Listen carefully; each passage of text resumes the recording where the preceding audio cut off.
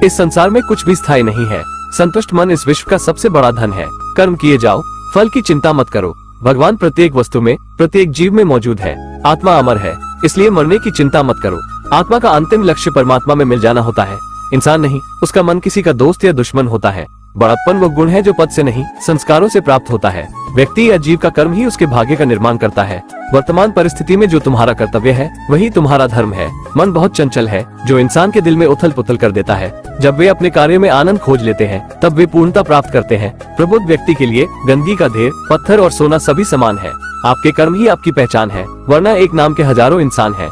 धर्म केवल कर्म से होता है, कर्म के बिना धर्म की कोई परिभाषा ही नहीं है। अहंकार करने पर इंसान की प्रतिष्ठा, वंश, वैभव तीनों ही समाप्त हो जाते हैं।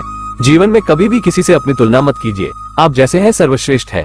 बुरे कर्म करने नहीं पड़ते हो जाते हैं और अच्छे कर्म होते नहीं करने पड़ते हैं। जो अपने मन पर नियंत्रण नहीं रखता वो स्वयं का शनै शत्रु बनता जाता है। बुद्धिमान व्यक्ति को समाज कल्याण के लिए बिना आसक्ति के काम करना चाहिए। स्वार्थ संसार का एक ऐसा कुआं है जिसमें गिरकर निकल पाना बड़ा कठिन होता है। सेहत के लिए योग और किसी की जरूरत पर सहयोग, दोनों से ही जीवन बदलता है। आत्मज्ञान की तलवार से काटकर अपने हृदय से अज्ञान के संदेह को अलग कर दो। दुष्ट लोग अगर समझाने मात्र से समझ जाते तो यकीन मानो महाभारत कभी ना होता। मनुष्य अपने विश्वास से निर्मित होता है। जैसा वो विश्वास करता है वैसा वो बन जाता है। मान, अपमान, लाभ हानि, खुश हो जाना या दुखी हो जाना, ये सब मन की शरारत है जिसे तुम अपना समझकर मग्न हो रहे हो। बस यही प्रसन्नता तुम्हारे दुखों का कारण है। उस इंसान का मंजिल से भटक जाना तय है जिसकी संगत में नकारात्मक लोग रहते हैं।